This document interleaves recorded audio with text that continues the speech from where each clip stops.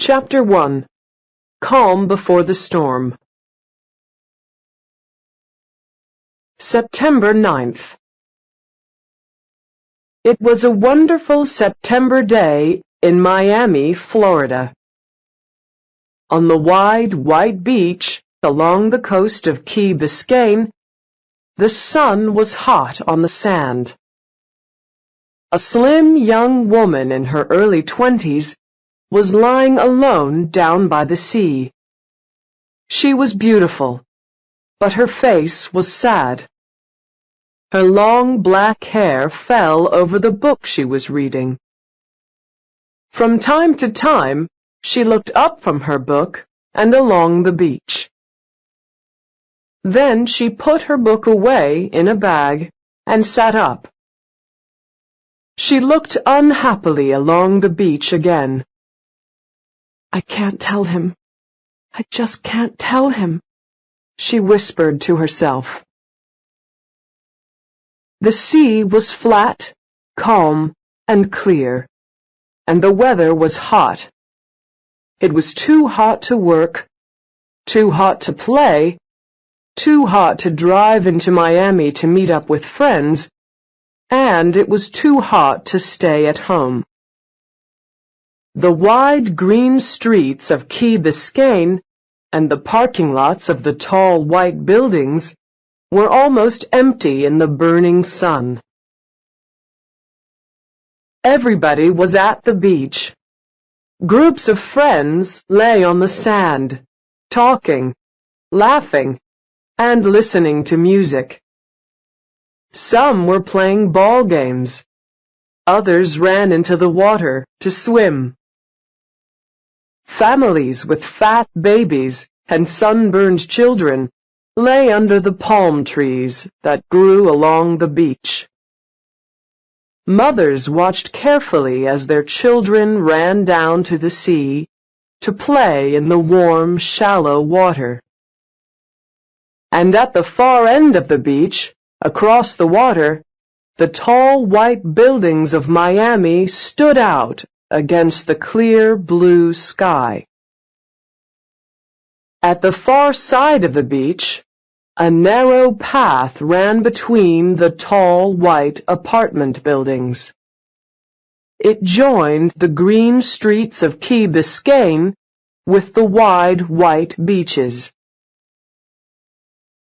A tall, good-looking man, about the same age as the woman, was coming down the path.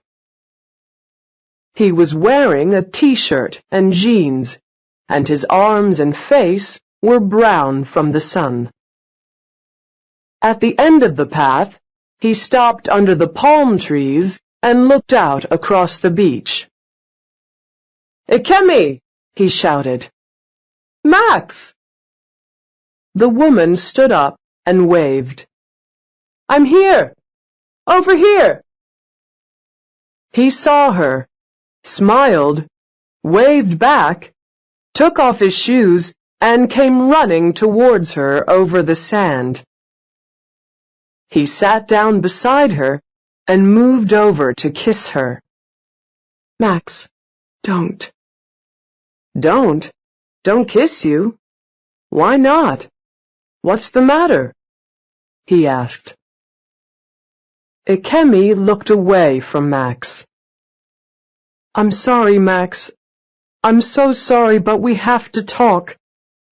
There's something I have to say to you. I wish I didn't. I really wish." "Ikemi, what's the matter? What's going on? Tell me." Ikemi reached down and picked up a small stone. "It's my father," she said slowly. "He doesn't want you and I. He says we're getting too serious. He says—" Ikemi did not finish what she was saying. Max took hold of her shoulders and looked into her eyes. Ikemi, tell me, what does your father say? Oh, Max, he says I have to stop seeing you. I can't see you anymore. Stop seeing me? But he can't do that. Max looked at Ikemi in surprise. But she looked at the stone, turning it over and over in her hands. Ikemi, look at me. What's going on? Why does your father want you to stop seeing me? What's the matter with me? What have I done? Ikemi threw the stone into the beautiful, clear water. She turned and looked at Max. It's not what you've done, Max. It's who you are. Who I am? What do you mean? You're American, Max. I know it's difficult for you to understand, but my father does not want me to date American men. He says there are too many differences between us, between Japanese and American people, between the way we live and the way we think. What? You can't be serious, said Max. How on earth can your father say that? Your mother was American. He married her, didn't he? He married an American. How can it be all right for him to marry an American, but not for you? It's crazy. Ikemi looked away. I don't know, Max. I just don't know. But I do know that he isn't going to change his mind. Max shook his head. Ikemi, I don't understand. You don't agree with your father, do you? Come on! You were born in America. You've spent all your life here. You went to American schools, and now you're studying at an American university. You're American too, Ikemi. You're the same as me. We're American, and we're free to choose who we see and what we do. You don't always have to do what your father wants, you know? Ikemi lifted her eyes and looked at Max. You're wrong, Max. I'm sorry. I'm not free. Yes, I do live here, and yes, I went to school here. But my father is Japanese, and after my mother died, he brought me up. I can't go against my father. Max looked down at Ikemi's face. But what about me? Max said quietly. And what about us? Ikemi, this is crazy. Are you going to let your father decide who you should marry? Is what your father thinks more important than loving someone? Ikemi did not look at Max. She didn't want to see the hurt in his face. I'm sorry, Max. I'm really sorry, she whispered. But Max stood up and walked away before she could finish her sentence. She watched him walk slowly across the beach. She wanted to run after him, throw her arms around him, kiss him. She wanted to tell him she loved him, tell him that she loved him so much it frightened her. At the top of the beach he stopped, turned, and looked back at her. Their eyes met for a moment, and then she looked away quickly. She hated hurting him.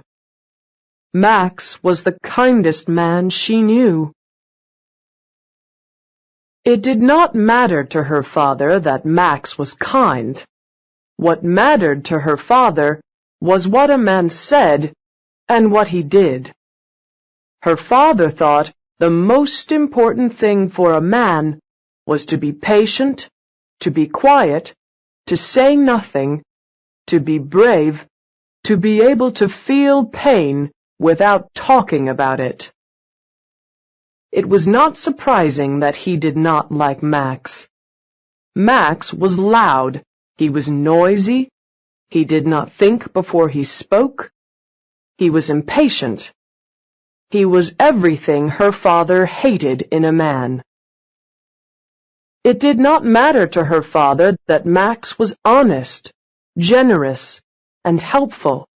It was not important to her father that Max made Kemi laugh and feel happy. Why? She whispered to herself as she watched Max disappear. Why do I have to choose between them? About 8,000 kilometers away, off the west coast of Africa, the weather was very different from the beautiful, calm, sunny day on the beach in Florida. It was stormy in West Africa, very stormy. Large waves were crashing onto the sand, and the leaves of the palm trees were blowing noisily in the wind. The beaches of Senegal were empty, except for a few brave children who were jumping in and out of the waves. The sea was empty too. All the fishermen had come back to land. They had helped each other pull their boats high up onto the beaches, away from the waves. The fishermen sat in groups, talking and laughing, happy to be on the land and not on the sea. Soon the storms would pass, the sea would become calm, and they would go out fishing again. The fishermen were right. The storms did pass. They moved slowly west, away from the coast and out into the sea.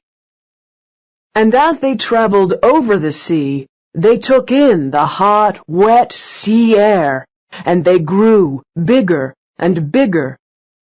Then the storms all blew together and made one large storm.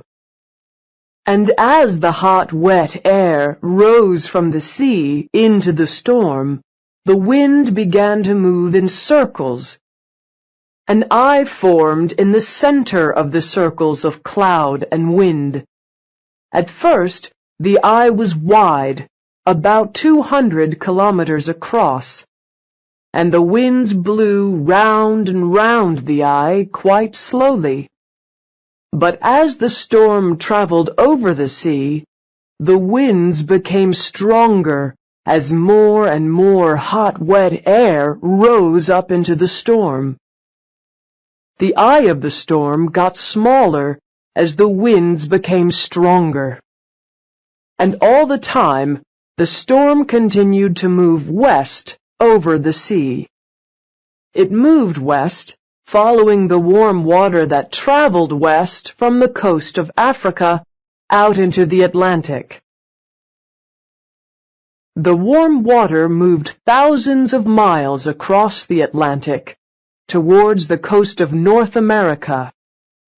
And like a wild dog chasing the smell of a kill, the storm followed the warm water. Day after stormy day, it traveled across the open ocean, and after a few days, on September 13th, when the storm was less than 2,000 kilometers from the Caribbean, the winds blew up to 120 kilometers an hour. Screaming, terrible, and dangerous, a hurricane was born. The weather forecasters called the killer wind Hurricane Irene, and Hurricane Irene threw itself across the Atlantic, straight towards America. In front of it, the hurricane pushed a huge wall of water, an 8-meter-high storm wave that would destroy anything in its way. Chapter 2. The hurricane gets closer. September 16th. The Wings School of Flying was not far from Miami. Max had been a student there for nearly a year. He had always wanted to fly, and he had always loved the wide open sky. As a small boy, he loved watching the clouds during the day and looking at the stars at night. At Christmas, other boys asked for toys, but all Max wanted were books about the stars and a telescope so he could look at them more closely. He spent night after night on the beach with his telescope, looking at the stars and learning their names. When other boys were playing tennis or going sailing, he stayed at home to study. He needed really good grades to get into flying school, and in the end, his hard work was worth it. He was top of the class at high school, and the flying school accepted him immediately. And after all those years watching the sky, Max was able to fly right up into it. It was like a ride into another world, a new and empty world that was clean and beautiful, like a world that had only just begun. But right now, Max felt terrible, and even the thought of his next flying lesson didn't help. It was lunchtime, and he was sitting in the school cafeteria, looking unhappily out of the window at another beautiful sunny day. He could not stop thinking about Ikemi. He could not understand her. He had thought that she really liked him. He had thought that maybe she even loved him.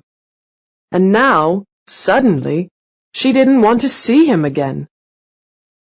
Her father was more important to her than he was, and that hurt him badly. He decided, unhappily, that the best thing to do was to forget her and get on with his life. But how could he get on with his life? Each minute of the day he thought about her, and each time he thought about her, it hurt him. One of Max's flying teachers, Ross Peters, sat down next to him. Max was one of Ross's favorite students. He was intelligent, serious, hard-working, and very quick to learn. Everyone liked Max. If anyone needed help or advice, they asked Max. Ross Peters looked at Max's unhappy face and smiled at him. "What's the matter, Max? Not hungry?" he asked. Max shook his head. "No, sir. No, I'm not." The teacher looked closely at Max. "Is there anything I can do to help?" Max shook his head again. "No, it's okay, thanks. I'm okay." Ross Peters began to eat his lunch. He had never seen Max look so unhappy before. "Did you hear about the hurricane out in the Atlantic, Max? They say it's a big one." Max nodded. "Yeah, I heard something about it on the radio." "I used to fly a hurricane hunter," Ross said. Max looked at his teacher in surprise. "You flew a hurricane hunter? A plane that chases hurricanes? Wow! What's it like, flying into a hurricane?" Ross Peters thought for a moment. "Well," he said slowly, It's a lot more fun and a lot more frightening than the biggest Disney ride you've ever been on. There you are, flying along, and you know you're going to meet a wall of wind coming towards you at anything up to 200 kilometers an hour. And as well as the winds coming straight at you, there are all the winds inside the hurricane, which are going up and down like elevators in an apartment building. He smiled. But once you get inside the eye of the hurricane, it's amazing. There's no wind, the sky is a beautiful blue, and the sun shines. It's hard to believe there are killer winds all around you. Ross looked at his watch and got up to go. By the way, he said, are you busy after school? I'll be working on my seaplane, the Manatee, again, and I could really use some help. I've started painting her now, and I'm hoping to get her finished by the end of the week. Max looked happier. Yes, sir. I'd love to help. I'll come down and see you there after school. Just then, the music on the radio stopped. The room went quiet as students and teachers stopped talking to listen to the weather forecast. And now for a hurricane warning. Hurricane Irene, with winds up to 260 kilometers an hour, is traveling towards Cuba. Antigua, Nevis, Puerto Rico, the Dominican Republic, Cuba, and the coastal areas of southern Florida are under hurricane watch. The forecast ended and everyone began to talk at once. A hurricane? Wow! Do you think it will hit us? Do we need to leave the area? Asked one student. I don't think so, Ross Peters replied. We get up to 30 hurricane warnings every year, and nothing usually happens. Hurricanes often change course. It's very hard to tell which way they'll go. I don't think this hurricane will reach us. In a small apartment in Key Biscayne, Ikemi was also listening to the hurricane warning. She turned off the radio and looked thoughtful. Her father had gone fishing yesterday evening. As usual, he went alone. As usual, he had only taken a cooler full of beer and a couple of loaves of bread. Ikemi sometimes tried to give him fruit, or cheese, or cookies to take onto the boat, but he never wanted it. Hiru was a good fisherman. He always came home after a night or two with the cooler empty of beer, but full of tasty fresh fish. Ikemi, how about sushi for lunch? He always shouted as he came into the apartment. Ikemi always ran out to meet him and look at the fish he'd caught. Then he left his fishing things in the hall and carried the cooler into the kitchen. He tied a scarf around his head like a sushi chef in a Japanese restaurant, and together they cooked the rice and cut up the fish. Sushi was Ikemi's favorite meal. Ikemi decided it was too soon to start worrying about her father. She went over to the window and looked out. It was another beautiful, calm day. I'm sure he'll come back by this evening, she said to herself. He'll hear the hurricane warning, and he'll come straight back. He won't stay out all night with a hurricane coming. She packed her books and checked the time. She should go to school. She had a class in an hour. There was nothing she could do. "He'll be back soon," she said. She picked up her things and left the apartment. Soon she was driving into Miami and parking in the school parking lot. She hurried. She didn't want to be late for her class. At the same time, a long way out to sea, Hiru was having a good day. It was wonderful weather for fishing. The sea was calm and the sky was cloudless. He had caught lots of fish already. He opened a beer and continued to watch his line as it disappeared into the water. Maybe today he'd catch a really big fish. He certainly felt lucky. He took a long drink of the cold beer. Life was good. Since the death of his wife, Hiru had spent most of his free time on the sea, fishing. He had bought the boat a year after she died. She had died slowly, little by little. It was a bad death, and the pain of it had almost destroyed him. He was left alone with Ikemi.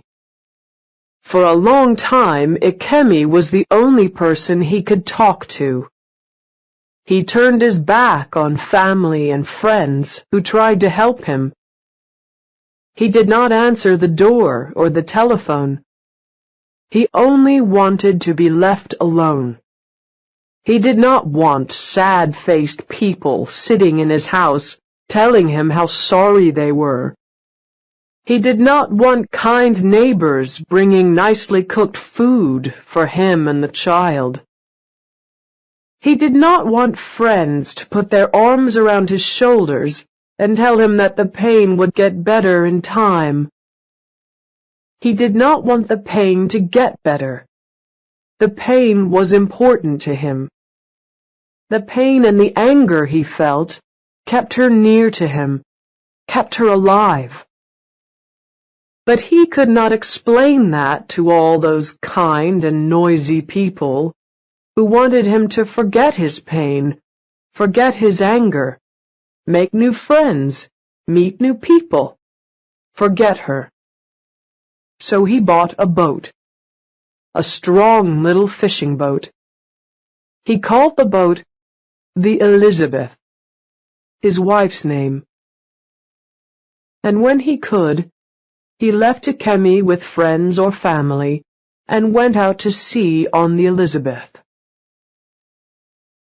At first, the sea was just an escape from the awful emptiness his wife's death had left behind.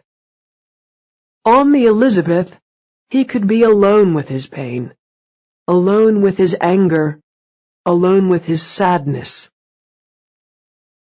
It was only here, far from all those too friendly, too loud Americans, that he could find peace. And little by little, the pain and the anger left him. The stillness of the sea on calm days made him feel better. The waves on stormy days made him wildly happy. And the bite of a fish on the end of his line made him forget his pain. And so it was that the sea saved him. But now, years later, he needed the sea as much as ever. He needed to fish. He respected the fish he caught. He respected them because they were brave, they were clever, they were strong, and they fought hard. They fought hard, they fought long, and they never stopped fighting until they were out of the water and no hope was left. Hiru respected the fish he caught a lot more than he respected the Americans he did business with. He did not really understand Americans. Hiru often wished he had gone back to Japan after Elizabeth had died. But by then Ikemi was already doing well at her American school. She had friends, a beautiful place to grow up in, and she spoke English much better than Japanese. Hiru had taken her to Tokyo a few times, but she didn't like the crowded, narrow streets, the noise, the food, the long, boring evenings with her Japanese cousins.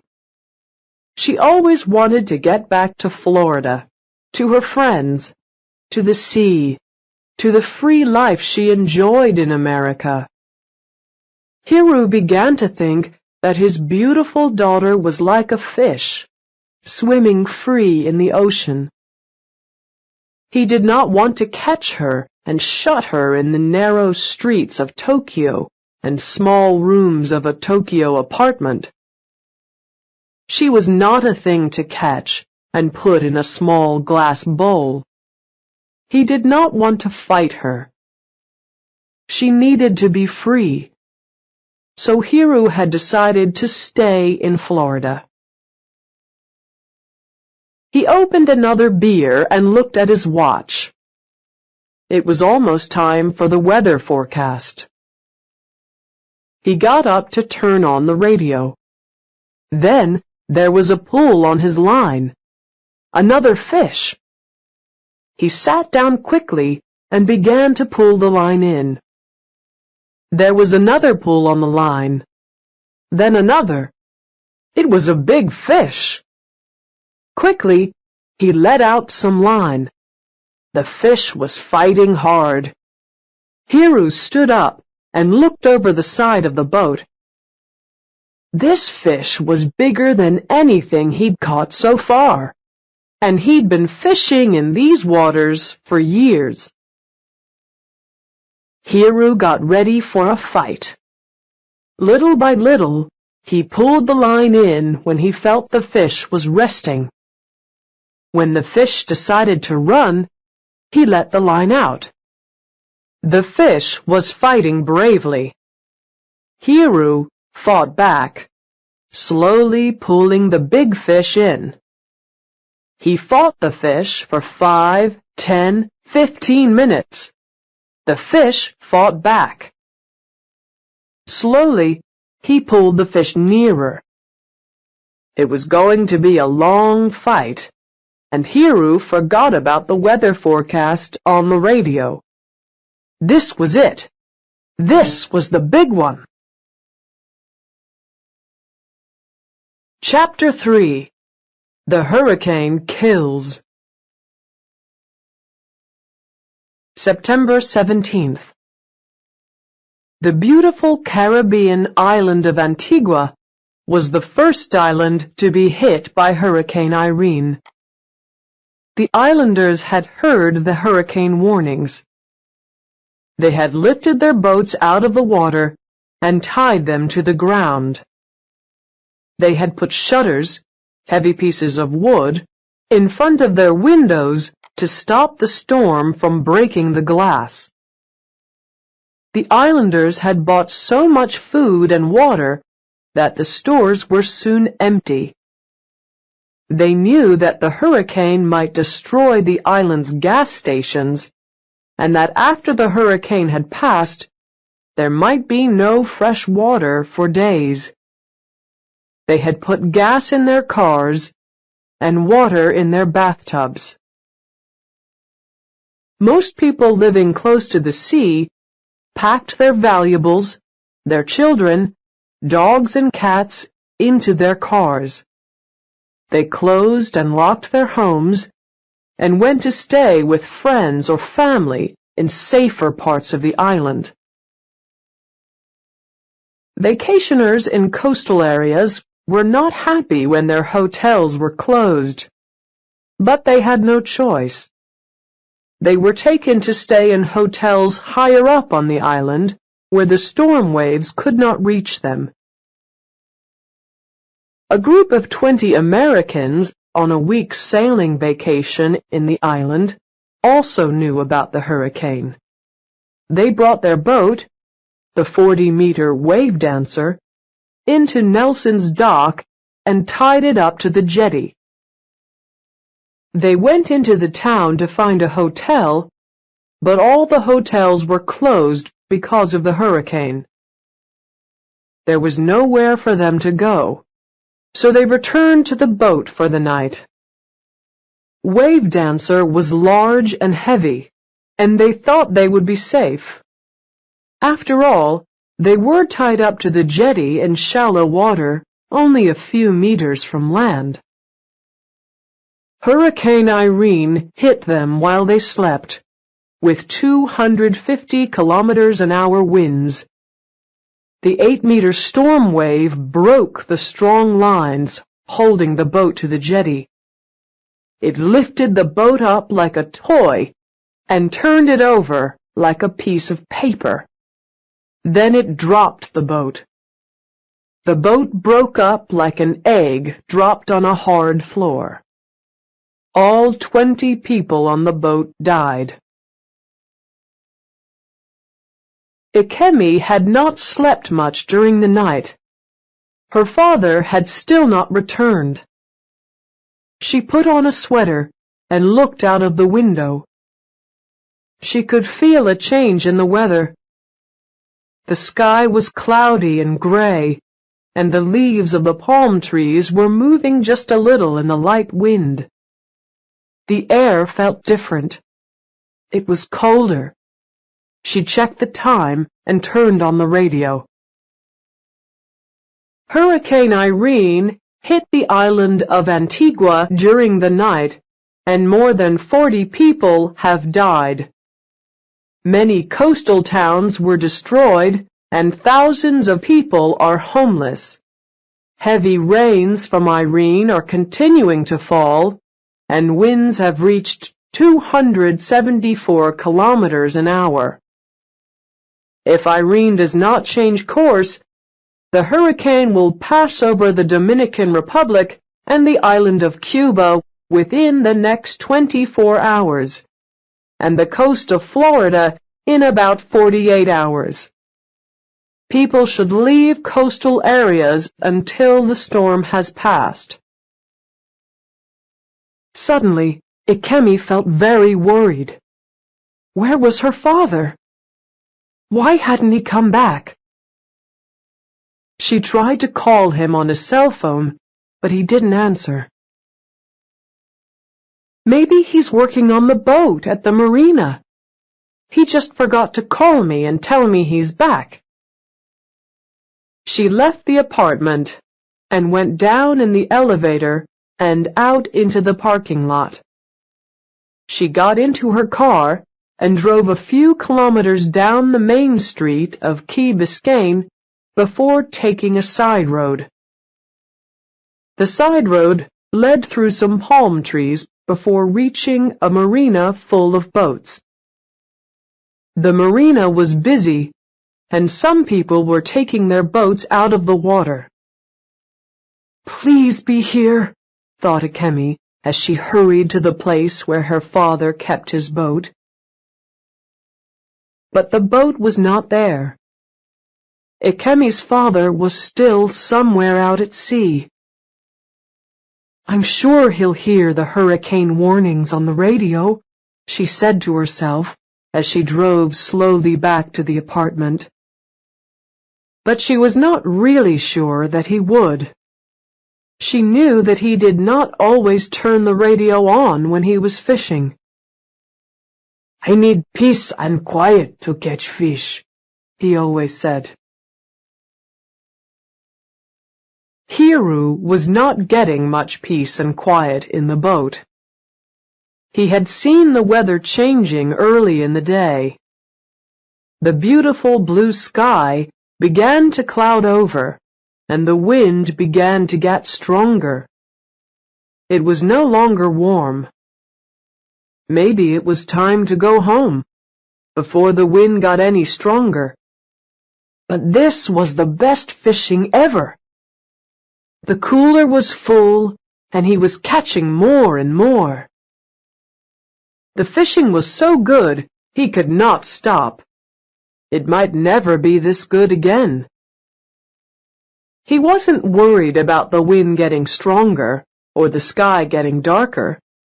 He had been out in strong winds and bad seas before, and he knew that the Elizabeth would get him home.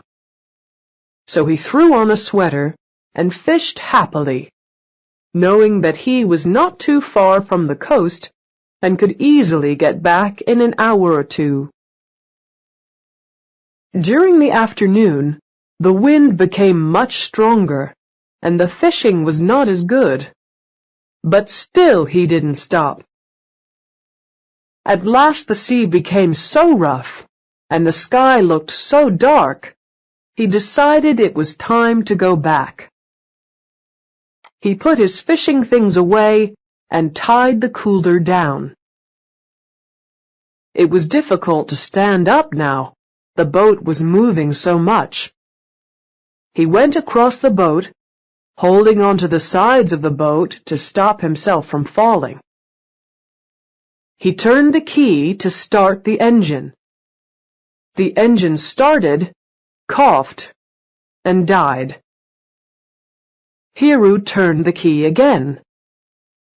Once more, the engine started up and died. The third time Hiru tried, the engine did not start, or the fourth time, or the time after that. Hiru checked the engine for problems. After an hour checking everything he could think of, Hiru still did not understand why the engine would not start. There was only one thing to do. He had to take the engine to pieces and clean it. This would take time. Ikemi would be worried if he was away for another night. He tried to call her on his cell phone, but he had no signal. He went down to the cabin and put on another sweater and a jacket. He made himself some coffee and then began working on the engine. He worked slowly and carefully. It was going to be a very long night. On the island of Nevis, less than 2,000 kilometers southeast of Miami, Elaine Bridges felt safe in her beautiful new 7th-floor apartment on Fig Tree Hill. The apartment building was very strong, and it was built well above the coast and the village where Elaine had lived as a child. She stood by the window and looked towards the village. She had been happy to leave it. The streets were narrow and dirty, and the houses were small and uncomfortable. Her parents' house was crowded and dark. She had left school when she was 14 and started work. Her family needed money. There was not much work on the island, and not much money for families in the crowded villages. Elaine had begun to work in the fish packing factory. It wasn't bad work. She could talk and joke to the other women who worked with her. But she hated the cold, wet fish. After only half an hour, her hands became red, and as cold as the large pieces of ice the fish were packed in. And she hated the smell of fish everywhere, on her hands, her face, her clothes, her hair. The first thing she did when she got home in the evening was throw her clothes into the sink and take a shower. She stood under the thin stream of water and washed her hair again and again. But it seemed to her that the smell of fish never left her. Sometimes she dreamed about having a husband and family and her own home to look after. Elaine sometimes looked at the older women working beside her, women in their 40s and 50s.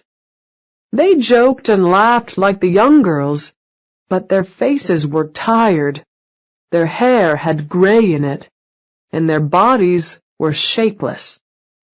Elaine hoped that she would not still be working in the factory when she was 40. She hoped she would meet a rich and handsome man who would take her away from the factory and put her into a beautiful apartment. But it was difficult to find men like that. Then she met Rick. Rick was a school teacher, 12 years older than she was, and not very handsome. But his face was kind, and he had a good job as principal of the nearby school.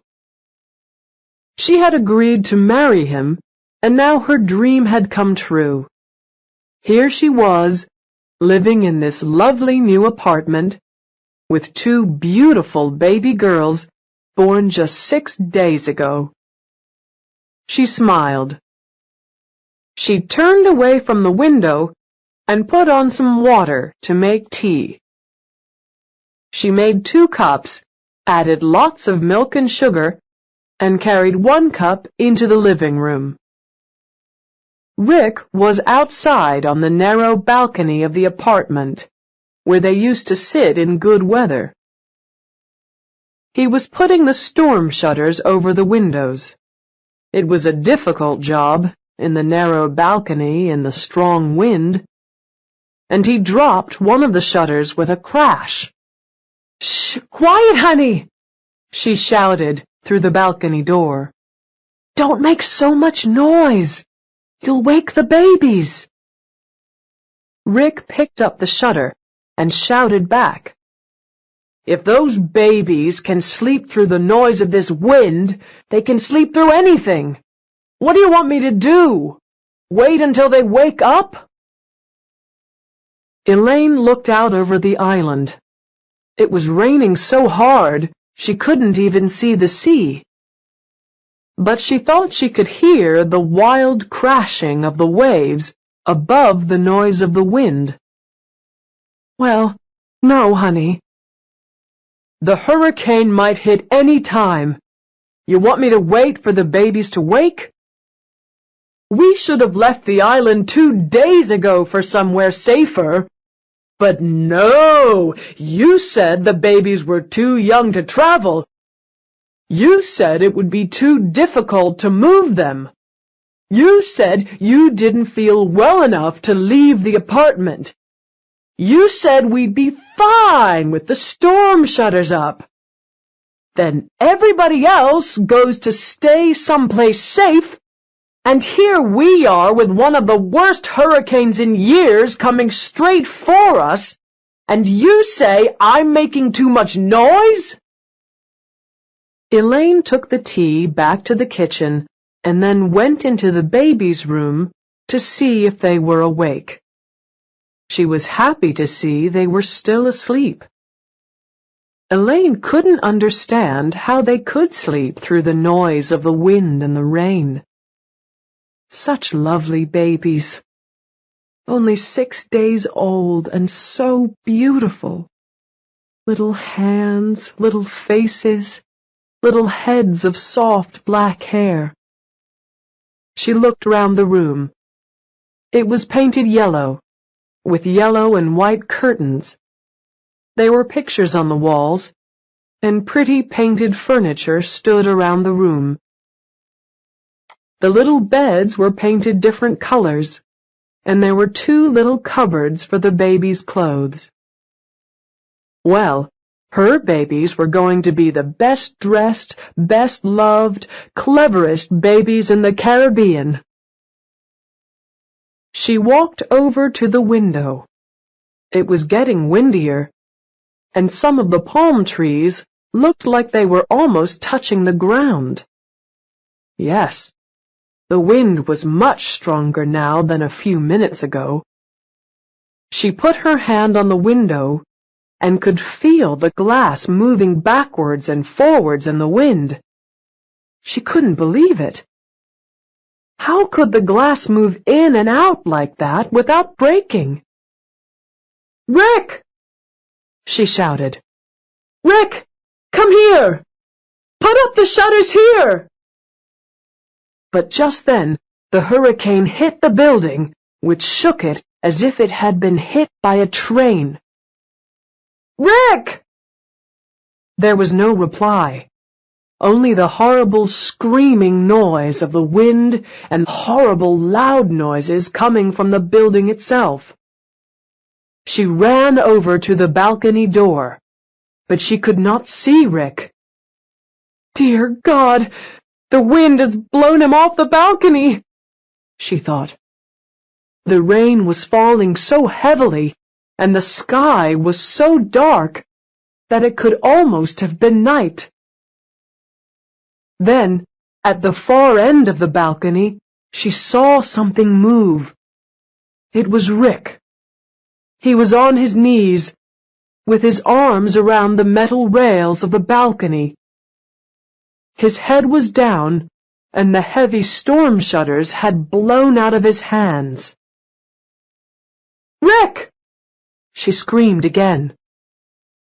Rick began to pull himself along the balcony, head still down, holding onto the rails.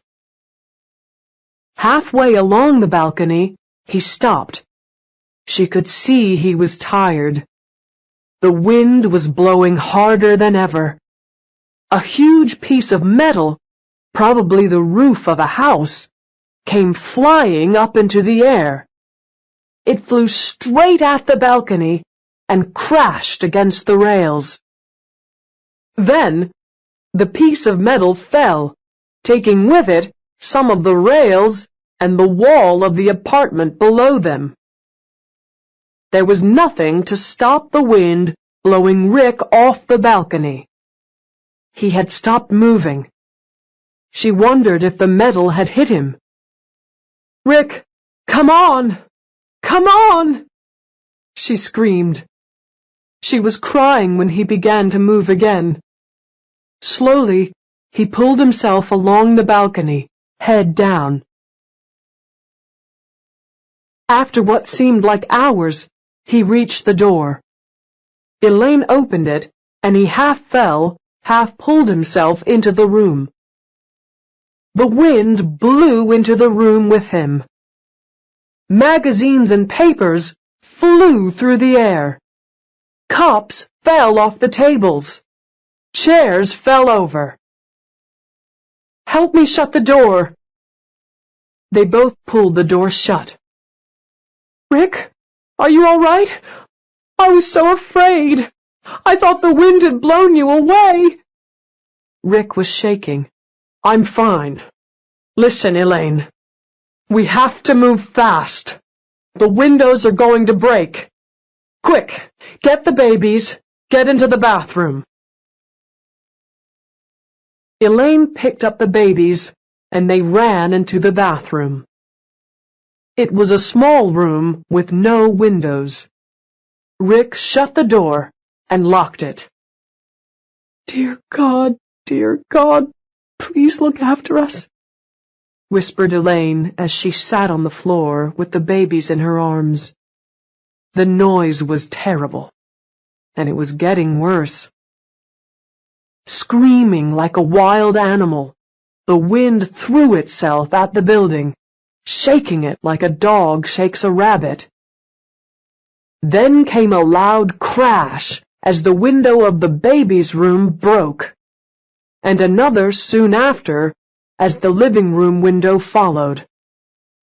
The wind screamed into the apartment, and they could hear the furniture crashing against the apartment walls.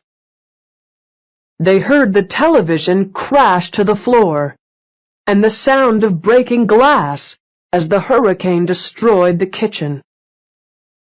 The wind blew under the bathroom door, and the shaking got worse. It was like a wild animal in the apartment was trying to kill them. Then, suddenly, the lights went out, and they were in darkness. Elaine screamed, and the babies began to scream too. both at the same time. "Rick, it's going to get us! We're all going to die! We're going to die!" Chapter 4. In the Marina. September 18th. In the apartment, Ikemi turned the radio off slowly and sat down. There had been another hurricane warning. The hurricane was only 24 hours away now, and still her father had not returned. She felt sick and terribly afraid. This hurricane was a killer. Winds of 274 kilometers an hour would destroy anyone and anything. And the 8-meter storm wave that the hurricane was driving in front of it. What would happen to her father's little fishing boat if it was hit by an 8-meter wave? What would happen to her father? The sky was getting darker now, and the wind was getting stronger. Why hadn't he returned? What had happened? He was alone in his boat, somewhere out at sea, and a hurricane was coming. Maybe he was hurt. Maybe the engine had broken down. Maybe he was in some other kind of trouble. Maybe. She got up, threw on some clothes, and drove to the marina. The roads were very busy. People were leaving the island, planning to stay away from the coast until the hurricane had passed. In the marina, all of the boats were out of the water, and most were tied down safely. One of the men who worked in the marina was tying down the last boat. He saw Ikemi and stopped for a moment. "Hi, honey. What are you doing here? You should be going somewhere safe. There's a hurricane coming." "Yes, I know, but I think my father's still out at sea. He went fishing 3 days ago, and I haven't heard from him. He hasn't come back. Please, we've got to send somebody to look for him. He's in trouble. I know he is." The man shook his head. "You aren't going to find anybody to go out with a hurricane coming," he replied. "You haven't got a chance. Everybody has their boats out of the water by now. You just get going now." He turned back to his work. "But I've got to find him." Ikemi took hold of the man's arm. "I can't go and leave him out there. Please, we have to go and look for him." The man began to sound impatient. "Listen, honey, I'm losing time. Your dad's got a radio on the boat. There have been hurricane warnings every hour. He must have gone someplace else, like Boca Raton. He sometimes fishes up there, doesn't he? So he just went to the nearest safe place. He'll be fine, you'll see." "The radio! Can I use the radio in the marina office?" she asked the man. "Can I try to radio him on that?" "If you want," he answered. "But you'd better hurry up. When I've got this boat tied down, I'm gonna lock up and get out of town." The man turned his back to her and went on with his work. Ikemi ran across the parking lot and into the office. She picked up the radio and spoke into it. "Elizabeth, Elizabeth, Elizabeth. This is Biscayne Marina. Biscayne Marina. Over." There was no reply. She tried again. "Elizabeth, Elizabeth, Elizabeth. This is Biscayne Marina. Biscayne Marina. Over?" Still there was no reply. The horrible silence over the radio made her feel worse than before. What had happened? Why hadn't he come back to land? She put the radio down and went slowly back to her car. The wind was getting stronger, and the waves were getting bigger. The sky was getting darker. She got into her car with a feeling of terrible, sick hopelessness. Just at that moment, her cell phone rang. She picked it up quickly. "Hello? Daddy? Daddy, is that you?" There was silence for a moment. Then she heard Max's voice. "No, it's me, Akemi. It's Max. Are you okay?" "No, I'm not. I'm not." "What's the matter? What's happened?" Max asked. "It's Daddy. He went out fishing 3 days ago. He hasn't come back. I can't get anyone to help him. The hurricane will be here soon. Oh, Max, I'm so worried. I feel sick, and I don't know what to do." "Where are you? Akemi, tell me, where are you?" "In the marina." "Wait for me there. Don't go anywhere. I'll be there in 10 minutes. Don't worry. We'll find him," Max said. Akemi put her phone away in her bag, put her head in her hands, closed her eyes, and cried. A few minutes later, she heard the sound of a motorcycle stopping beside the car.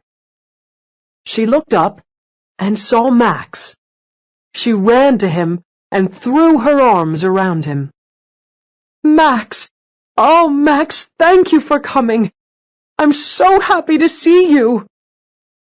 Max looked at his watch. "I came in 7 minutes.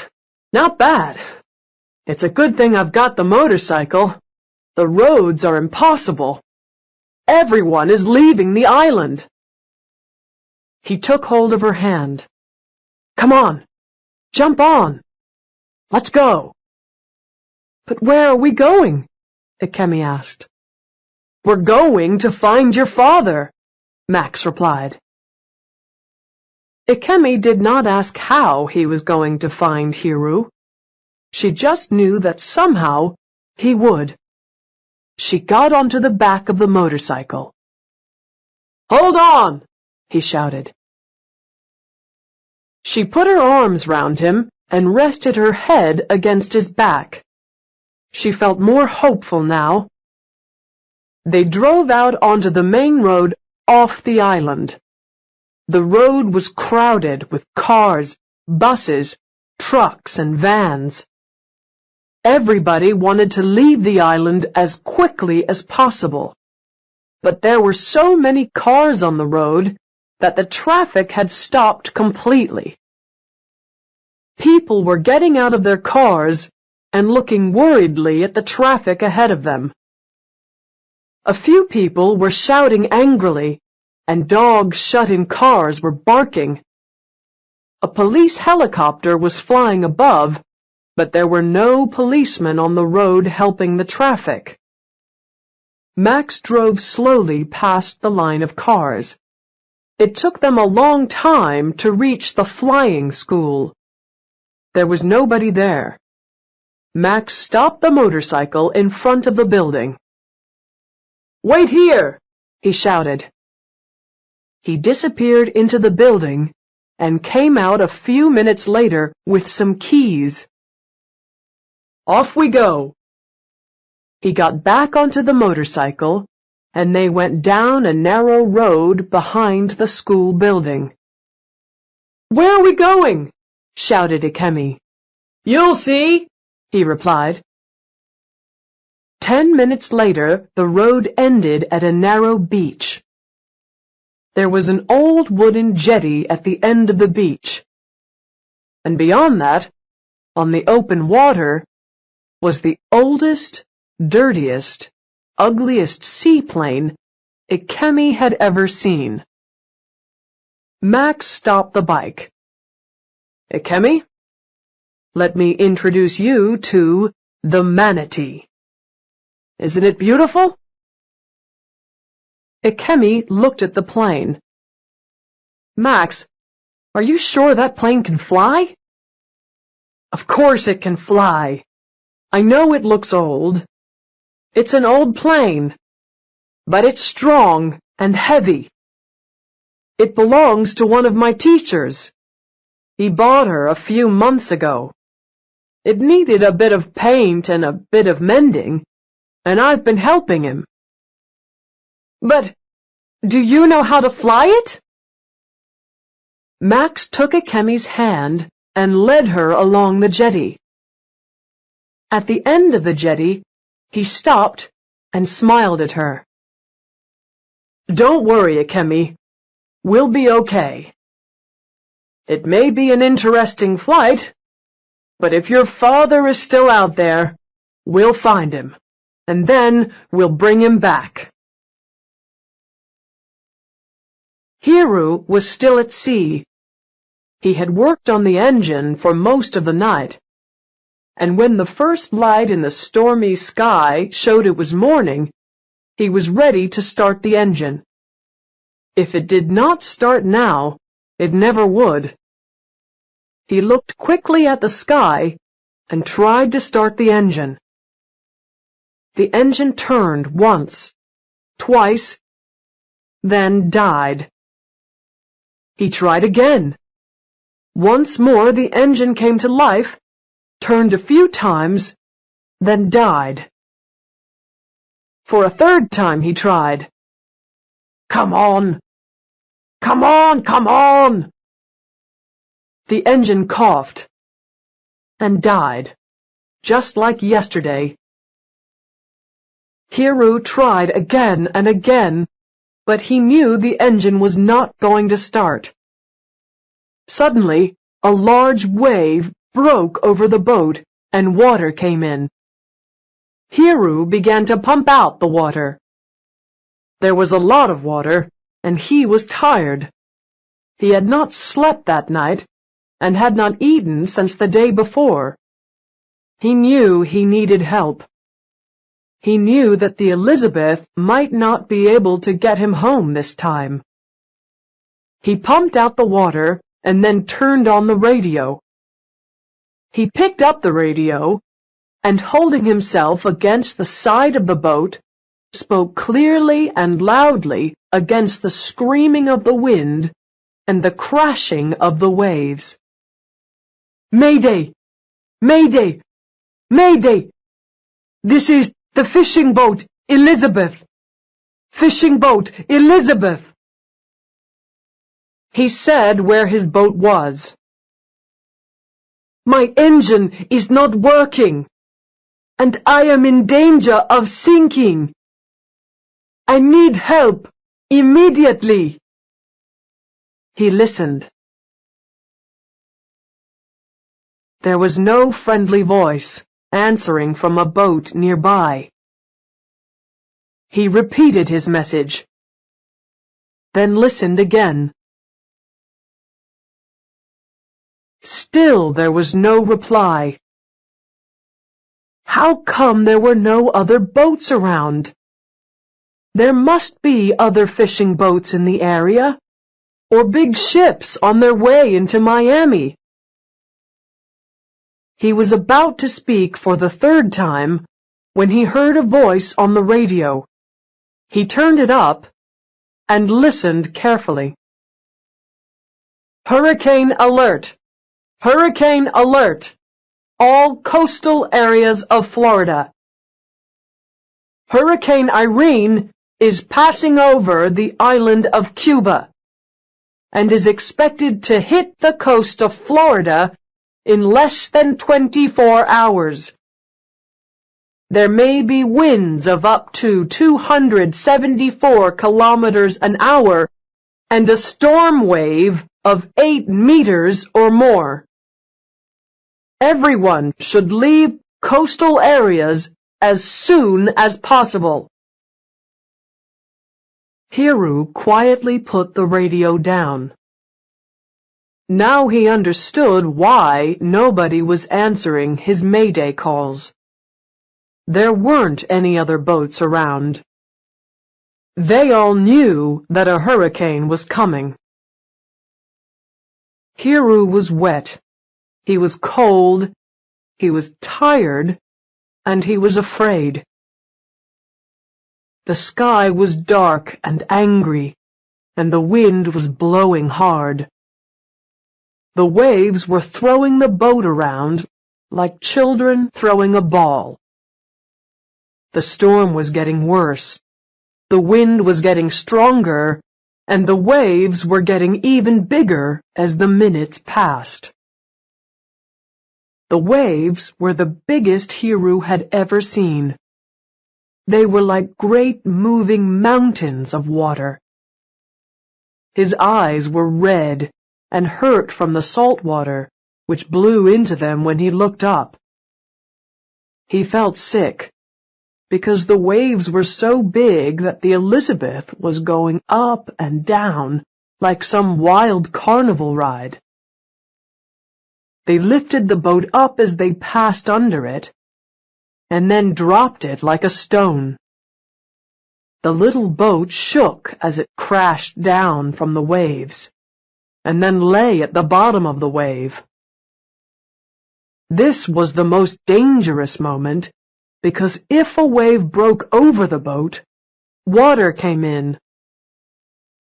Hiru pumped the water out of the boat, but every time he did, another wave broke over the boat, and Hiru had to pump the water out again. Pumping the water out was hard work, and as the waves got bigger, it was taking longer and longer to pump the boat dry. Hiru began to feel sick and very tired. The engine was dead. There was no hope of returning to Miami. He could not reach anyone by radio or phone. There was no hope of someone coming to help him. But he had to try and stay alive. That meant pumping the boat until the hurricane was over. How long did hurricanes last? 2 days? 3? How long can I last? Hiru wondered. He had not slept for 24 hours. He was hungry. He was very tired. He was cold. His body hurt from the pumping. And above all, he was angry that he was going to die stupidly and leave Akemi to look after herself. What would Elizabeth think about that? Hiru began to pump fast. My body is just a machine, he said to himself, and I'm not going to let it stop working. I'm just going to keep on going till I get back home. Elizabeth, you've got to help me.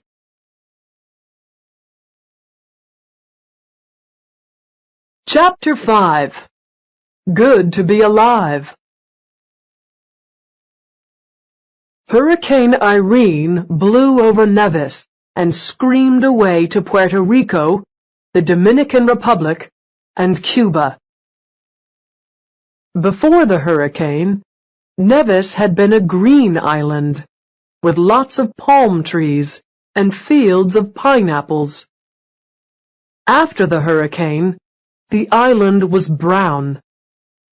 All the palm trees growing along the beaches, along the roads, and on the hills had been blown away by the wind.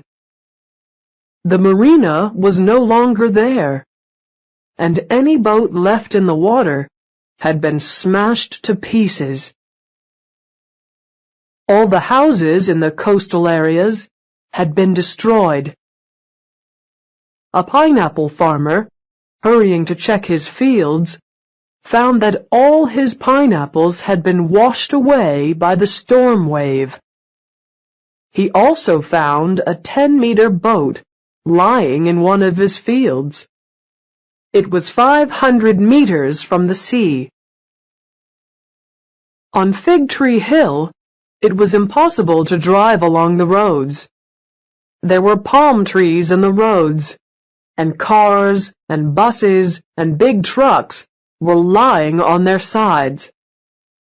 There were roofs of buildings that had blown off, broken glass everywhere, and all kinds of things which had been blown out of people's houses, beds, tables, chairs, and everything wet and dirty.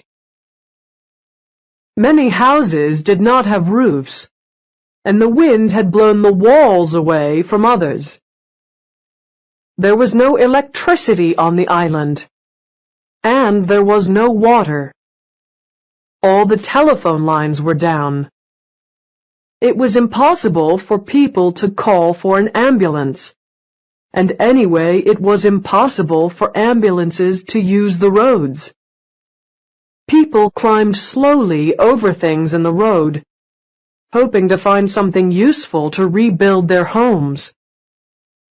Some people searched buildings for lost family, shouting their names.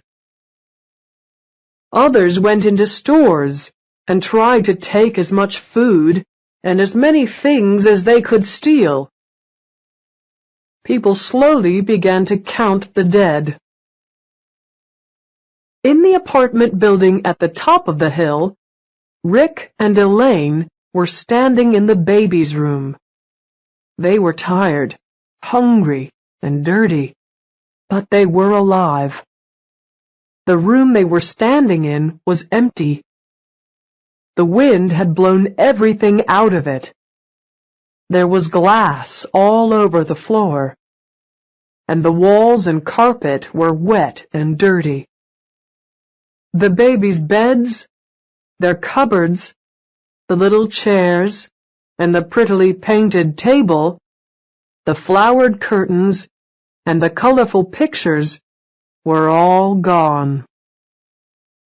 The living room was full of broken furniture, and in the kitchen, every plate and cup had been broken.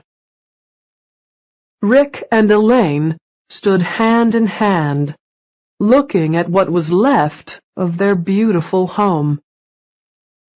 The babies lay sleeping in a towel in the bathroom. Elaine looked at Rick and kissed him hard on the nose. "Honey, I love you so much." He picked her up in his arms. Together they danced round the room. It was good to be alive. That evening, all the American newspapers had a front-page story about the hurricane. Cuba hit by worst storm in 50 years. Hurricane Irene, one of the largest storms ever to hit the Caribbean, cut through Cuba early this morning. About 200,000 people have left their homes. Tourists also had to leave their hotels in Varadero Beach before the worst winds arrived. Irene is a Category 4 hurricane, with winds of up to 274 kilometers an hour. Weather forecasters are saying that Irene is now heading for the southern tip of Florida, which is under a hurricane warning. 45,000 people have left the Florida Keys over the last 2 days, and air ambulances have lifted 100 patients from 2 hospitals. Chapter 6. The Manatee. Max and Akemi walked along the jetty. The wind was strong, and it began to rain. A small wooden boat, just big enough for 2 people, was tied to the end of the jetty. Max helped Akemi down the steps and into the boat. He started the engine. "Untie us!" he shouted. Akemi untied the rope, and Max took the boat into the open water. He did not go fast. The wind was blowing against them, and waves broke over the little boat, and water came in. "Not far to go!" Max shouted. "We'll be there in a minute." He kept his eyes on the waves and tried to take the boat through them. Akemi looked at the water in the bottom of the boat, looked at the waves which were getting bigger as they left the land behind, and then looked at the manatee. The manatee looked very far away.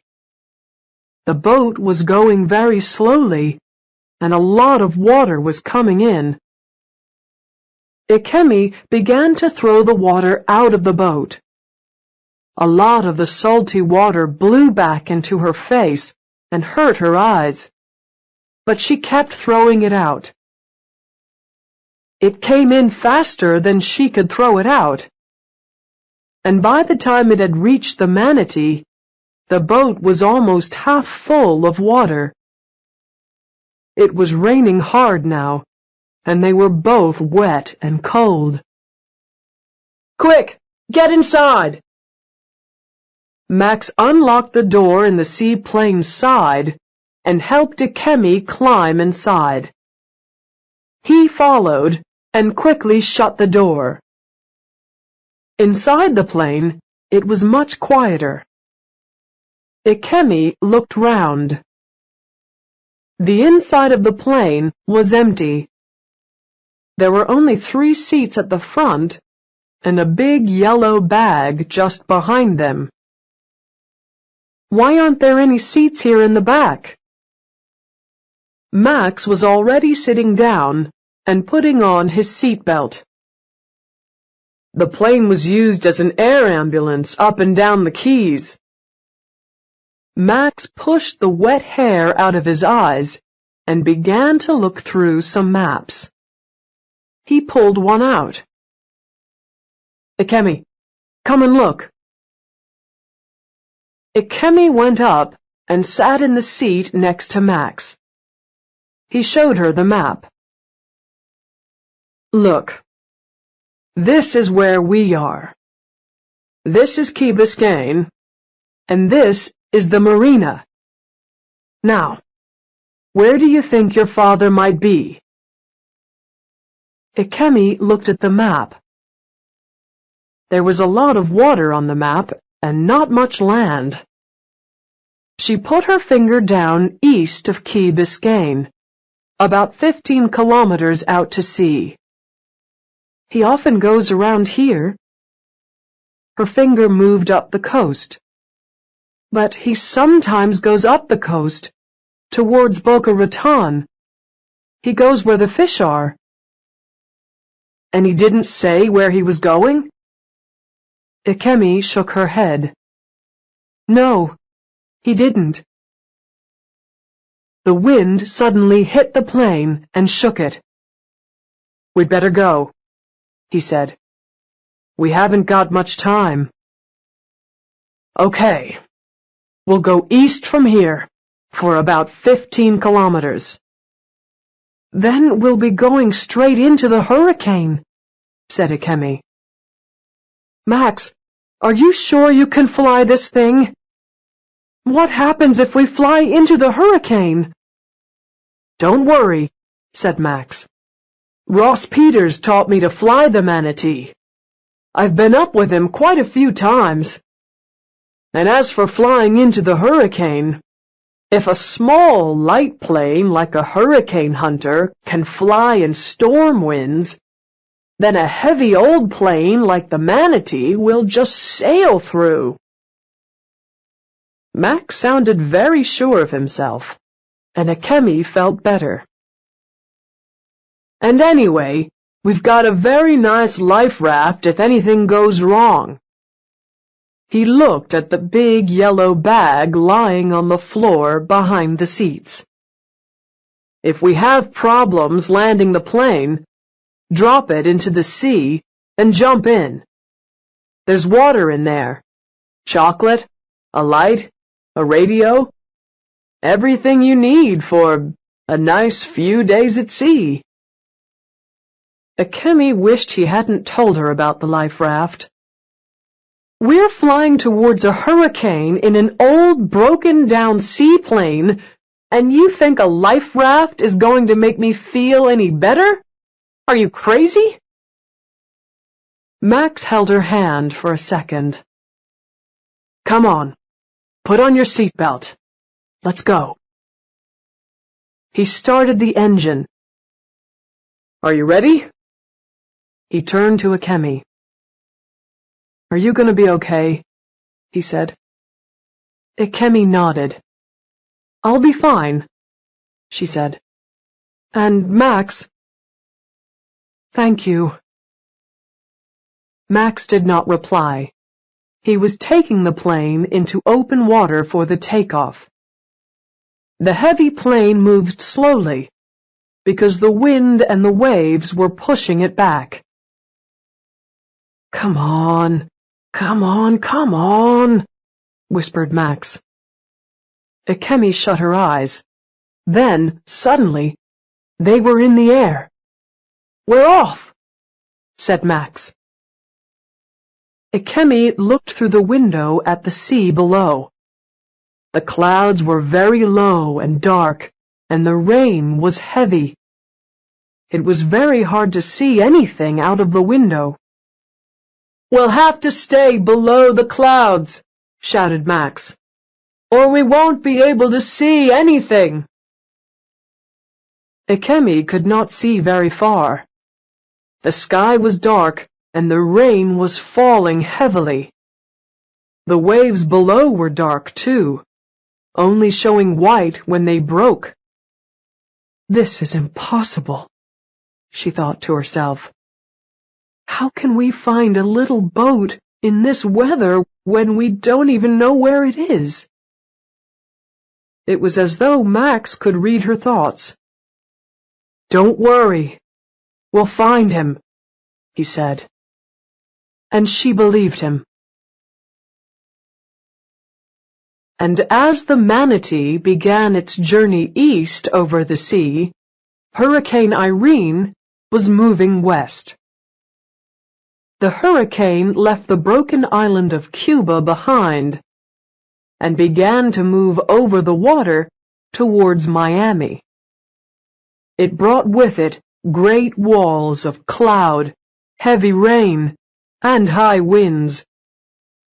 The great walls of cloud formed circles around the hurricane's eye. The eye was at the center of the hurricane. It was a place of calm and peace. As the storm passed, first came the screaming winds and the biting rains, which destroyed everything they blew over.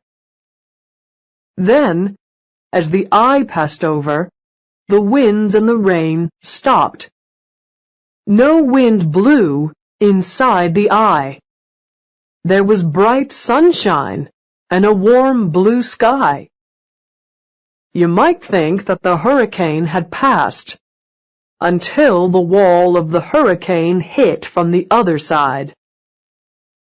Sometimes the eye is as little as 6 kilometers wide. Sometimes as big as 60 kilometers wide. The smaller the eye, the faster the winds blow round it. Irene's eye was only 15 kilometers wide, and the winds around the eye were screaming, killing winds of 274 kilometers an hour, blowing up waves over 8 meters high. Hurricane Irene moved slowly over islands, beaches, villages, towns, and the open sea. Nothing could stop it. Like a careless child, the hurricane picked up anything that lay in front of it, then threw it down. Houses, ships, trucks, roofs, trees, people, animals were all lifted up, then thrown down as Irene passed by. Chapter 7. The Last Call.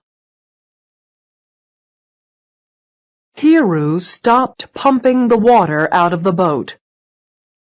There was too much water coming in. He was too tired and too cold. He had been pumping for several hours now, but every few minutes another wave broke over the boat. He could not pump fast enough. For the last few hours, he had stopped pumping every 10 minutes to make a mayday call on the radio. He heard the hurricane warnings, and he knew that the hurricane was only a couple of hours away. He knew the end was coming. The Elizabeth was strong, but not strong enough to go through a hurricane. The boat would break up when the hurricane hit it. Hiru knew this, but he did not really care. He was so tired that all he wanted to do was to lie down and sleep. He could not fight the wind and the waves any more. He left the pump and went to the cabin door. Slowly, he went down the steps and closed the door behind him. There was a lot of water in the cabin, too, but at least the tops of the beds were out of the water. It would be wonderful to lie down on one of the beds, pull a blanket around his cold, wet body, and go to sleep. He pulled a blanket from a small cupboard and put it around him. Before he lay down, he decided to make one last mayday call. Shaking with the cold, sick, and dead tired, he picked up the radio. Mayday! Mayday! Mayday! This is the Elizabeth. Elizabeth. Elizabeth. I am sinking. I need immediate help. Over. He listened. Nothing. He reached over to put the radio back. Elizabeth! Elizabeth! Elizabeth! This is the manatee! Manatee! Where are you? Where are you? Over? At first, Hiru could only look at the radio as if it had bitten him. Was he dreaming? Then he heard the voice again. Elizabeth! Manatee! Where are you? Where are you? Over? No, the voice was real. There was another boat out there. They would help him. Hiru took the radio and almost shouted. Manatee, this is Elizabeth. I am about 10 kilometers east of Key Biscayne. Over? Elizabeth, Manatee, will be with you in about 5 minutes. Can you light flares to help us to see you? Over? Manatee, Elizabeth, I have flares. I will light them every 3 minutes, starting in 3 minutes. Out! Hiru threw off the blanket. He did not feel tired any more, or hungry, or cold. he found a box of flares in a small cupboard near the door of the cabin. Then, he climbed up the stairs 2 at a time, opened the cabin door, and fell out onto the deck of the boat. The water came well over his knees, and the boat was sitting dangerously low in the water. He shut the cabin door, looked at his watch, and reached for the pump. By now, the pump was underwater, but it didn't take long to find. He began to pump fast. Slowly, the water got lower. After 2 minutes, he stopped pumping and picked up the box of flares. He took one out and fired it up at the dark sky. A bright white light flew up into the sky over the boat. Suddenly, the dark sky turned bright. Hiru began to pump again, hard and fast. Another huge wave broke over the boat. "He's still alive! He's still alive!" whispered Akemi when she heard Hiru's voice over the radio. "Hurry up, Max! Hurry up!" Max did not say anything. It was very difficult to fly the plane so close to the water, and the wind was so strong it was hard to keep it straight. And now that he knew that Hiru was waiting for them, he wondered just how he was going to land on those terrible, huge waves below them. And even if they landed safely, how was he going to get close enough to the Elizabeth to get Hiru off the boat and onto the plane? And even if he did that, how was he going to take off again in the huge waves?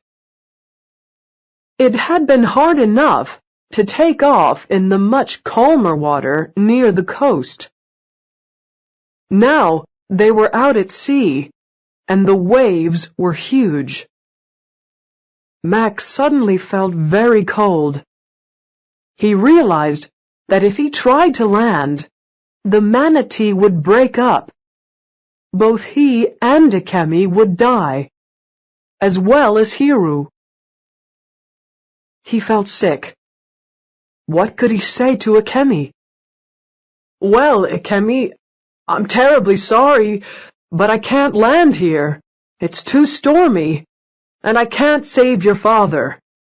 And I was mad to think that I could. But we can get a good look at the Elizabeth sinking from the air." Suddenly, through the rain, he could see a bright white light. "Look! There it is! There's the flare! Over there! He's over there!" shouted Akemi. He looked quickly at her. She was smiling, and her face was alive with hope. She seemed to be quite sure he was going to save her father. Max looked back out into the rain. How could he tell her that he had brought her here just to watch her father die? On the Elizabeth, Hiru heard the sound of an engine. Thank God! It was the boat. Soon he would be safe. The boat was coming to save him. He took out another flare and fired it. Great clouds of bright red smoke lit the darkness. He waved the flare. The sound of the engine got nearer. He looked for the boat, but could see nothing. Then, suddenly, out of the wind and the rain, a seaplane appeared. A plane? The pilot must be mad. He couldn't land the plane in these waves. It was impossible. Completely impossible. What was the pilot trying to do? Kill himself? Hiro stopped waving the flare. The flare died, and he threw it into the waves. His hope died too. This was the end. He was going to die. As he flew the manatee towards the Elizabeth, Max could see Hiro quite clearly in the light of the flare. He could see that the Elizabeth was lying very low in the water. Large waves were breaking over the boat all the time, and Max could see that soon the boat would sink. There was very little time. Just then, a sudden strong wind hit the plane. Ikemi screamed. It took a few moments before Max was able to straighten the plane. By that time, they were flying over the sinking boat. Max saw Hiro stop waving the flare and knew what that meant. Hiro had realized that the plane could not land and save him. "Ikemi," he shouted, "listen carefully and do as I say. It's too rough here to land the plane. We'll have to wait until we're inside the eye." "But the boat's going to sink any minute." "Yes, I know. But we can drop him the life raft. Remember?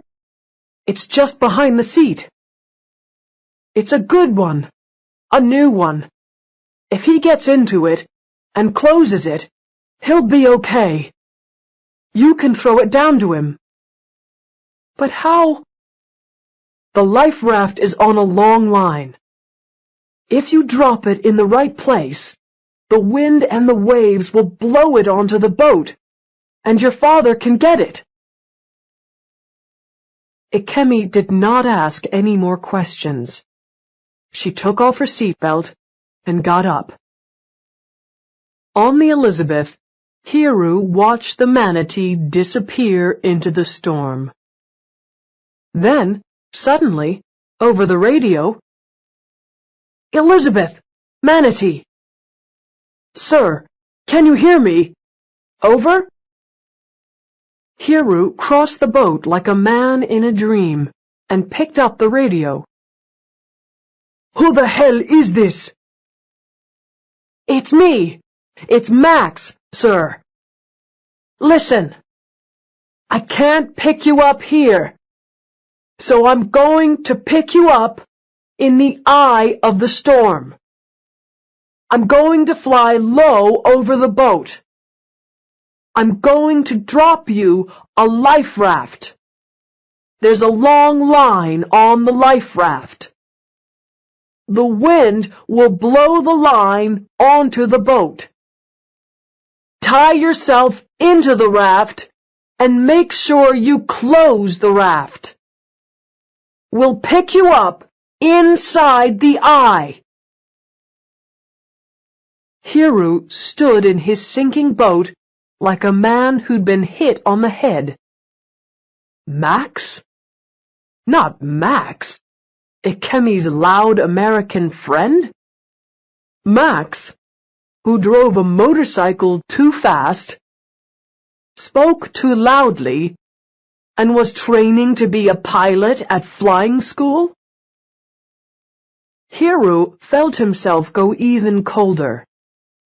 Max had said, "We'll pick you up in the eye." Who was we?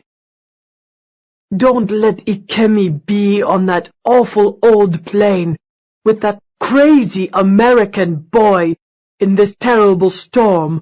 Please, no." "Max, is Ikemi with you? Listen to me. Fly back right now. Right now. Do you hear me?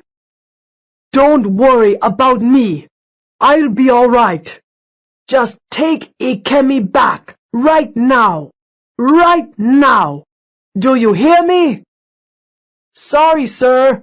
We didn't come all this way for nothing. Light a flare. Get ready to catch hold of the life raft line in about 2 minutes. Out. Max looked at Ikemi. Get the life raft now! He shouted. Ikemi got up and moved round the seats. The plane was being thrown around by the wind so much it was difficult to stay standing up. She held onto the back of the seat. You're going to have to open the door. Make sure you hold on and don't fall out. When I shout, open, you open the door. And when I shout, drop, you drop the life raft. Okay? Okay, replied Ikemi. She was so afraid, her hands were shaking. She picked up the life raft and stood by the door. Okay, said Max. There's the flare. This is it. Here we go. He turned the plane quickly, and Ikemi almost fell over. Open the door, he shouted. Ikemi opened the door. The noise of the wind and the rain was terrible. A huge wind blew into the plane and almost knocked her off her feet. The wind was so strong, she was sure it would blow her out into the water below. Holding the life raft with one hand and the back of Max's seat with the other, she looked out into the darkness. The plane was flying so low that Ikemi could feel the seawater being thrown against her face and in her eyes. Get ready! Shouted Max. Just ahead, between two huge waves, lay the Elizabeth. Hiru had fired another white flare, and it was easy to see him. He was standing at the side of the boat, in a good place to catch hold of the line from the life raft. The water was now almost to Hiru's waist, and the boat was sinking fast. Drop! Drop! Drop! Shouted Max. Ikemi lifted the heavy life raft out of the door and dropped it. She could see it hit the water, then disappear under a wave. Shut the door! Quickly! Ikemi put her body against the door and pushed hard. As soon as the door shut, it was quieter inside the plane. Well done! Shouted Max. Ikemi did not reply. She felt sick, and she was shaking so much she could hardly walk. She went back to her seat slowly, sat down, and did up her seatbelt. Did he get the line? She asked Max. Did you see? Has he got it? Chapter 8. The Eye of the Storm. On the Elizabeth, Hiru shook his head as he put the radio down. It must be a dream, a bad dream. Ikemi had got her American boyfriend to fly out into a hurricane to save him. The boy must be completely mad to fly into a hurricane in an old seaplane. What a crazy idea! Then, to calmly tell Hiru that he was going to save him as if Hiru were a 3-year-old child. It was unbelievable.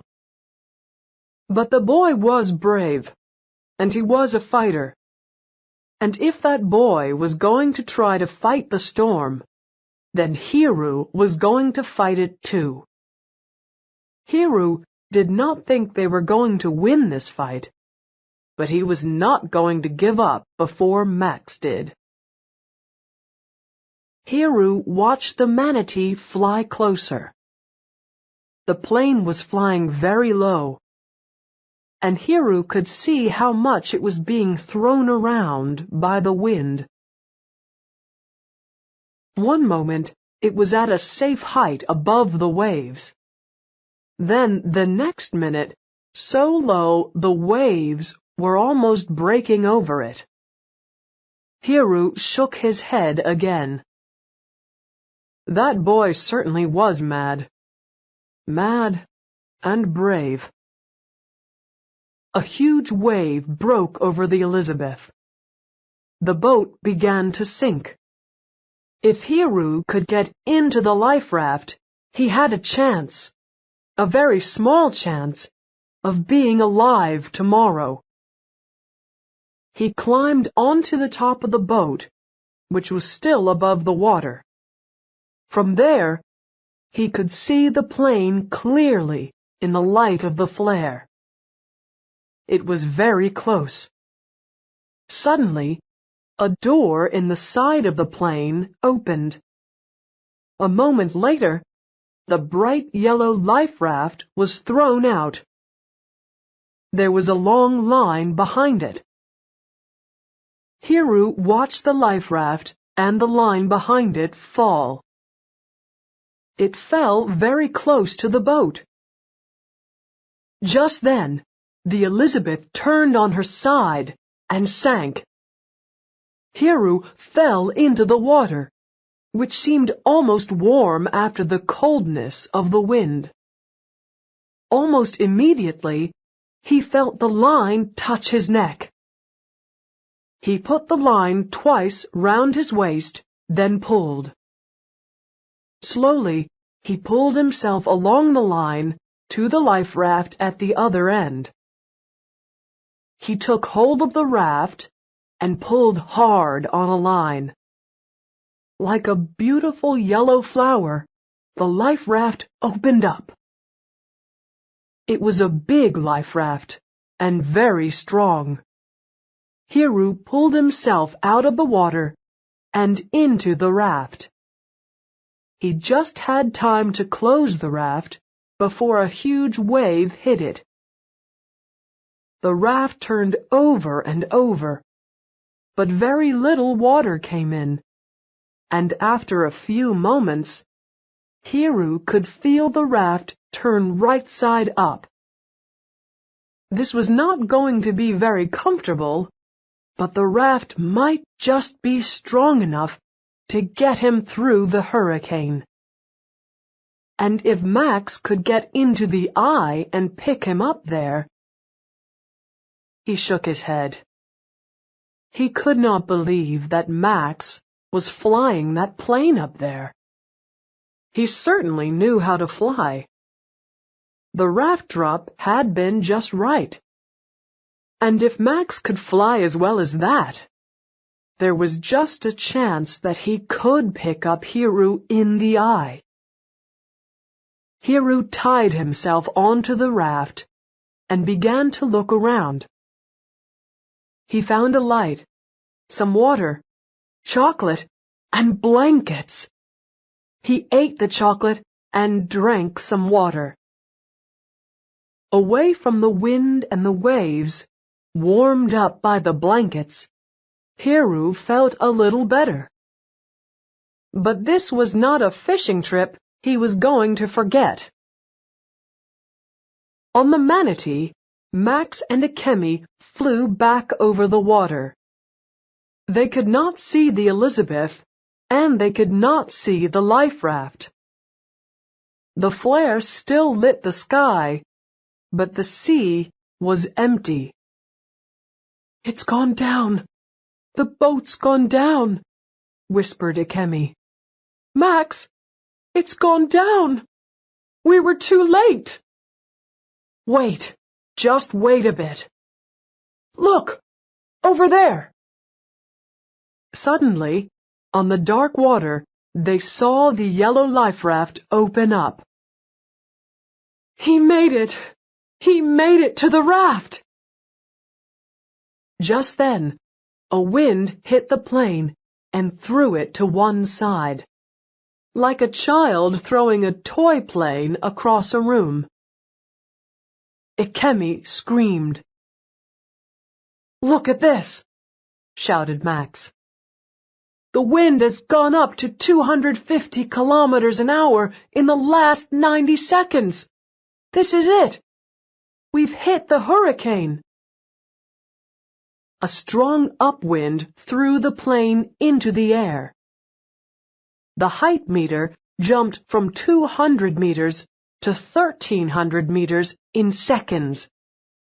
It was as if the plane was in a huge elevator, going up fast. Then, just as suddenly, the plane began to fall like a stone. 1,000 meters, 800 meters, 600 meters, 400 meters. Ikemi watched the height meter fall. It fell so fast. Max, can't you stop it? We're going to hit the sea. 300 meters, 200 meters. At 100 meters, Ikemi shut her eyes and put her head in her hands. Max was trying to pull the old seaplane out of the drop, but she was very slow. Come on, whispered Max. The height meter stopped going down at 50 meters. At last, the plane stopped falling. Max brought it back up to 200 meters. And suddenly, like a new world, they were in the eye of the storm. Above them, the sky was clear and blue, and the sun was bright on the blue water below them. The sea was still quite rough, but there were no breaking waves and no wind. Well done, Max. We made it. Ikemi was staring through the window at the calm and beautiful late afternoon sunshine. We'll have to pick up Hiru fast, said Max. The eye is probably only about 20 kilometers wide. He turned the plane and flew back. They could see the dark clouds of the hurricane and flew towards them. There was blue sea, blue sky, but no bright yellow life raft. Where is he? Asked Ikemi. It was not raining, and she could see very clearly for several kilometers. He must be still inside the hurricane wall, replied Max. But the storm will blow over him soon. We'll see him any minute. Ikemi looked worried. But maybe the wind and the waves are pushing him towards the land. Maybe he won't come into the eye. Max had not thought of that. The raft was small and light. The wind was blowing towards the land. The waves were traveling towards the land. The storm wave could easily carry the raft to land. Then, it would send the raft crashing onto the land.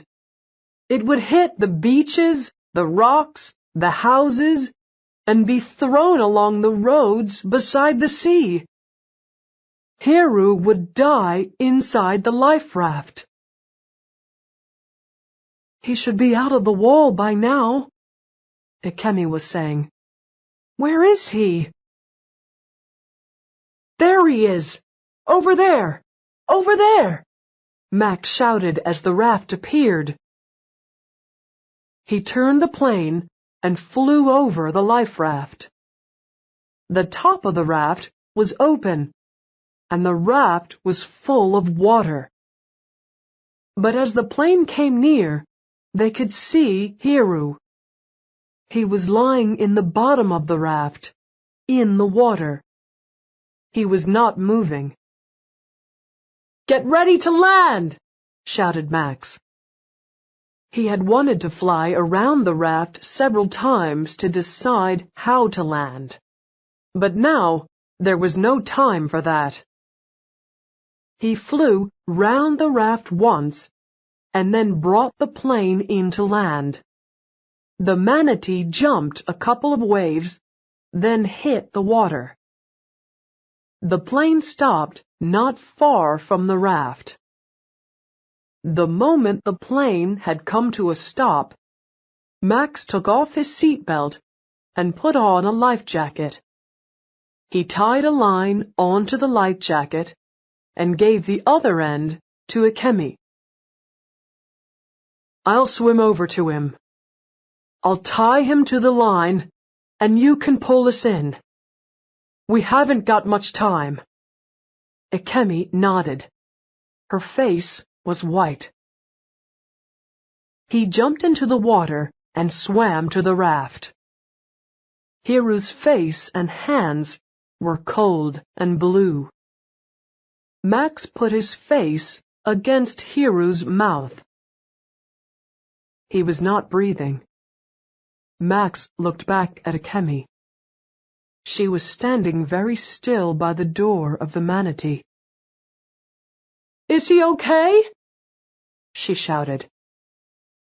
Max did not reply. He pulled himself into the raft. He held Hiru's head back and began to blow air into his mouth. Hiru's lips were cold as stone. As Max blew air into Hiru's mouth, his chest rose and fell. Max put his face against Hiru's mouth again, but still there was no breathing. He looked quickly at his watch and continued the mouth-to-mouth. How long could he do this before the hurricane hit them from the other side? They had to be back in the plane and in the air before it came. How long did they have? How fast was the storm traveling? Was Hiru dead? If he stayed too long like this, then he and Ikemi would die too. Once again, he stopped the mouth-to-mouth to see if Hiru was breathing. He looked quickly at Ikemi.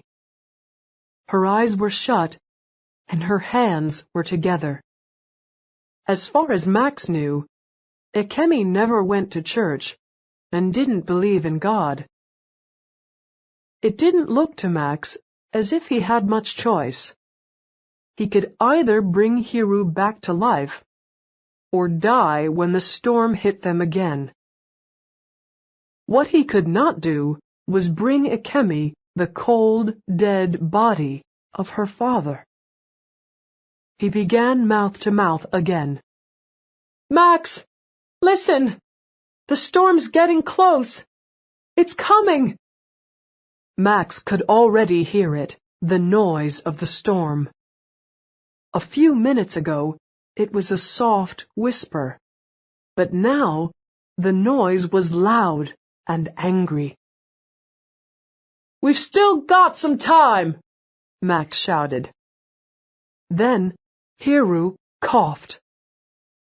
It was the best sound Max had ever heard in his life.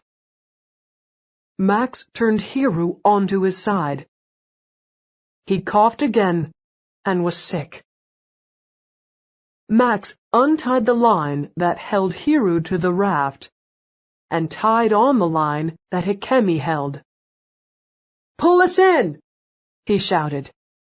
Ikemi pulled. Max held Hiru's head above the water. They got back to the plane, and Max climbed up. They both pulled Hiru into the plane. He was breathing easily now, and his face was not so blue. They lifted him into a seat and did up the seat belt.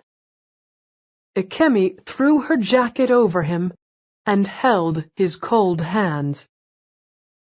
"Daddy, are you all right? Daddy? Daddy!" Hiru opened his eyes. At first, he did not seem to see anything. Then, he looked at Ikemi and smiled. Slowly, his eyes began to move around the plane. He looked out of the door at the blue sky and the wall of noisy black clouds that were now very close. He watched Max shut the door of the plane and move quickly into the seat beside him. Max looked at him and saw that his face was its normal color, and his breathing was normal.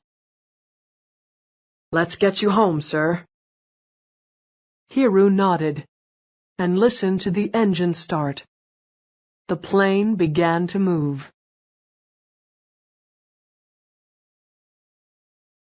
The next day, Hiru was sitting in the hospital reception waiting for Ikemi to pick him up.